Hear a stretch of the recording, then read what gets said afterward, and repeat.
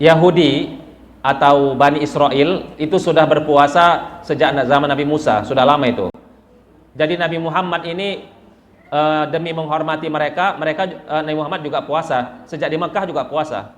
Sejak Islam sudah berkembang, sudah mulai muncul di Makkah, ya, maka Rasulullah dan sebagian sahabatnya, karena Asyura untuk sahabat Nabi itu enggak diwajibkan ya, tapi Rasulullah itu wajib berpuasa Asyura. Adapun umat yang sahabat Nabi waktu itu pilihan puasa Asyura silakan, enggak puasa Asyura enggak apa-apa. Dan pada saat itu tahu enggak ibu-ibu semua, puasa Asyura itu kalau mengikuti Bani Israel, puasa Asyura itu dari bangun tidur tidak boleh makan lagi, bangun tidur nggak boleh makan sampai waktu Isya baru berbuka. Panjang nggak? Lebih panjang puasanya. Berbuka puasa pas waktu Isya, kemudian beribadah mungkin ya, silakan beribadah karena waktu itu kan belum ada sholat tarawih. Ya, terus makan, minum silakan boleh. Ketika sudah tidur, udah itu dianggap awal pertama dia berpuasa. Berarti lebih banyak puasanya atau bukanya? Lebih banyak puasanya. Puasanya bisa mencapai 20 jam kayaknya. Tapi kalau kita berapa jam puasa? Dari jam berapa? Jam setengah 5 sampai berapa kira-kira? Sampai setengah 6 ya? Atau jam 6, berarti 12 jam lebih, 12-13 jam. Kalau dulu enggak, 20 jam. Sanggup enggak kita? Enggak sanggup, enggak bisa, enggak mampu. Bahkan banyak yang enggak puasa nanti kalau seperti ini ceritanya. Makanya dengan izin Allah Subhanahu wa taala, setelah Rasulullah hijrah ke Madinah tahun kedua. Tahun berapa? Tahun kedua, persis di bulan Sya'ban.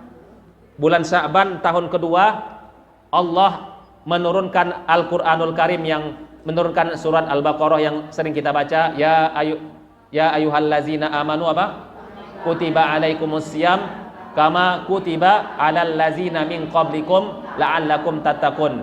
Jadi ayat ini turunnya pas saat bulan Sya'ban tahun kedua Hijriah. Tahun kedua Hijriah, 2 tahun setelah Nabi hijrah itu maksudnya. Dan menurut sejarah, karena Rasulullah wafatnya tahun 11 Hijriah, berarti Nabi Muhammad itu mempuasakan Ramadan lebih kurang 9 kali. Berapa kali, Bu? 9 kali. Ya, inilah sejarah puasa. Maka untuk puasa Asyura tadi udah dijelaskan ya, memang tidak wajib, tetapi cara puasanya pun berubah menjadi dari waktu subuh atau fajar sampai maghrib. Ya, seperti itu. Itu untuk sejarah puasa Ramadan. Ya, maka puasa Ramadan menjadi wajib setelah turunnya ayat ini. Lalu kita pindah sekarang karena waktu terbatas ya. Sebenarnya kalau bicara tentang fikih puasa kan nggak cukup 1-2 kali pertemuan ya. Ya, ibu-ibu harusnya bertemu dengan saya ya butuh 5 kali atau 1 pekan pertemuannya. Ya, pertemuannya boleh ya di sini, ya boleh di puncak misalnya. Ya, kan nggak apa-apa kan? Kalau izin suami boleh nggak? Ya boleh, kalau suaminya mengizinkan, ya saya mau ikut camp dulu, camp.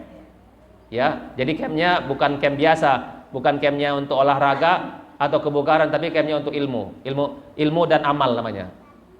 Belum ada kayaknya ibu-ibu buat gitu ya. Ya, susah buatnya ya. Ya kenapa? Karena harus ada izin suami ya. Ya ada anak, ada ini semua. Nggak apa-apa. Ketika kita nggak bisa untuk melakukan yang sempurna, ini aja hadir seperti ini aja, ini udah dianggap sesuatu yang spesial.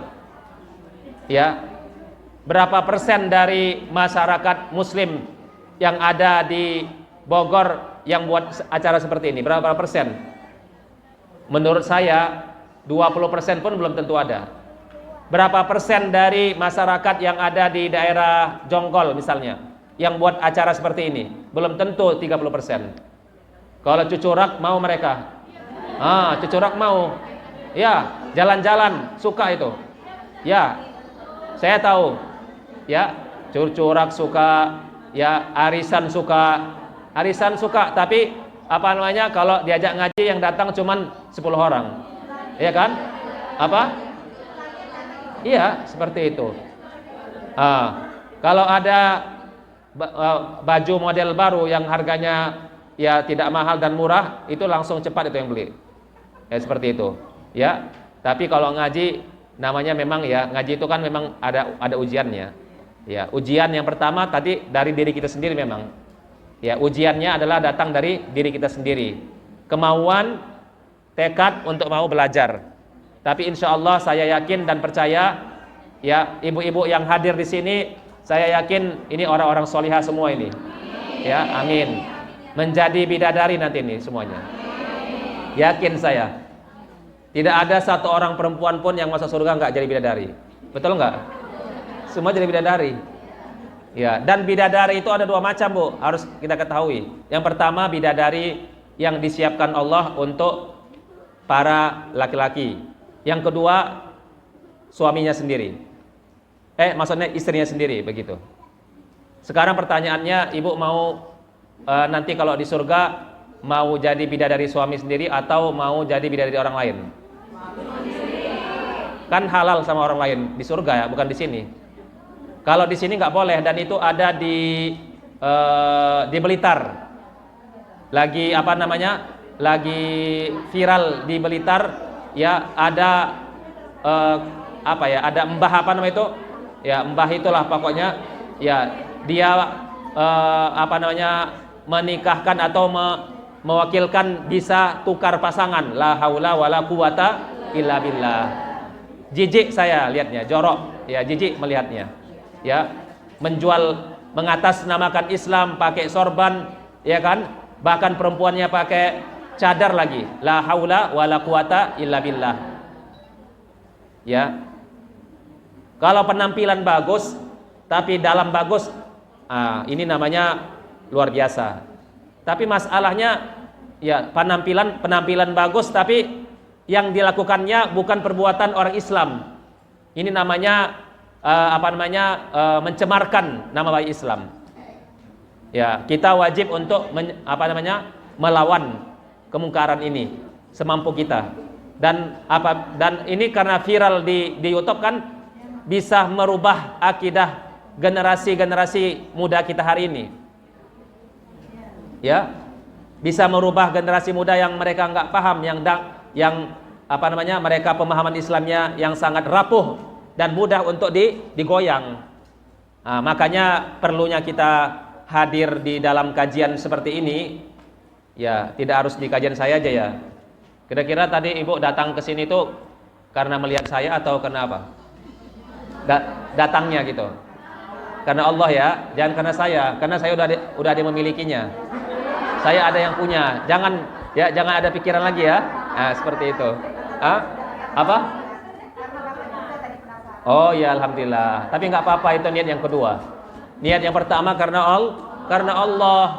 Ya, seperti itu. Maka untuk itu ya, kita sampai mana tadi saya bilang? Oh ya, masalah bidadari ya, bidadari. Nggak apa-apa lah, biar bidadari, biar materi bidadarinya biar disampaikan dikit aja lah. Ya. Jadi tidak semua kita ini berpasangan lagi dengan suami kita di surga, Bu. Itu udah otomatis itu adalah merupakan keputusan alami, keputusan alamiah, keputusan yang Allah tetapkan untuk siapapun. Karena alasannya apa?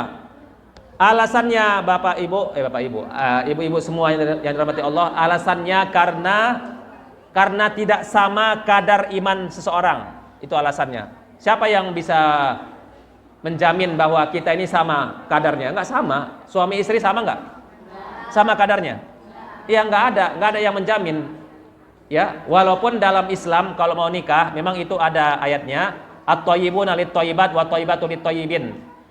Pasangkanlah seseorang itu kalau mau nikah jangan terlalu jauh jarak kadar imannya. Yang satu soleh sekali, ya, yang satu sangat tolehah, atau maksudnya kurang jauh banget gitu. Yang terjadi apa? Berkelahi mereka. berkelahi, nggak bisa. Karena belum waktunya yang satu ini untuk menerima kesolihan suaminya. Ya, sama yang suami yang soleh ini belum waktunya dia menerima istri yang tidak solihah. Akhirnya apa? Berkelahi tiap hari. Berkelahi, ya. Ada yang satu minta cerai, ya, atau suaminya buru-buru menceraikan, padahal cerainya pada kondisi ya sedang marah misalnya, seperti itu. Ini terjadi. Dan tadi pagi istri saya ada yang menanya WA. Mau tahu nggak isinya? Iya. Nggak usah lah, nanti panjang ceritanya. Iya. Bidadari dulu, bidadari. Nggak usah masalah cerai-cerai, nggak usah dulu lah. Yang baik-baik dulu sini ya. Ya, yang enak-enak dulu sini, yang indah-indah dulu ya. Seperti itu. Jadi semua orang yang masuk surga itu belum tentu sama dengan pasangannya, tergantung kadar imannya. Jadi kalau ada pertanyaan, Ustadz, saya pingin suami saya, almarhum suami saya misalnya udah meninggal, atau almarhumah istri saya yang sudah meninggal, atau suami saya yang masih hidup hari ini, atau istri saya yang masih hidup, saya pingin kami berdua di surga. Bisa nggak? Ada nggak caranya, Ustadz? Secara pasti nggak bisa, tapi kita boleh berusaha dengan cara menyamakan standar dan frekuensi iman dan ketaatan kita. Kalau suami kita sudah rajin sholat qiyamul lail 1 kali, 2 kali, 3 kali, istri juga harus seperti itu. Jangan hanya suaminya, atau kebalikannya, istrinya rajin sholat 3 kali atau 4 kali dalam semalam sholat qiyamul lail, duhanya juga demikian, rawatibnya tidak lepas 12 rakaat minimal, ya kan? Tapi suaminya enggak. Itu enggak bisa, Bu. Enggak bisa, harusnya disamakan semampu kita. Ya, disamakan semampu kita frekuensi standar ibadah, ketaatan, keimanan, keilmuan antara kita dan suami, baru bisa sama-sama bareng. Dan itu dalam surat At-Tur disebutkan, wallazina amanu wattaba'athum dzurriyyatuhum biimanin alhaqna bihim dzurriyyatahum. Bahkan bukan hanya suami istri, anaknya pun nanti ikut bareng dengan dia satu klaster. Ya, sebutlah nama klasternya. Ya, klaster apa namanya sekarang di sini? Apa? Udahlah, itulah namanya. Saya susah menyebutkannya. Ya, seperti itu.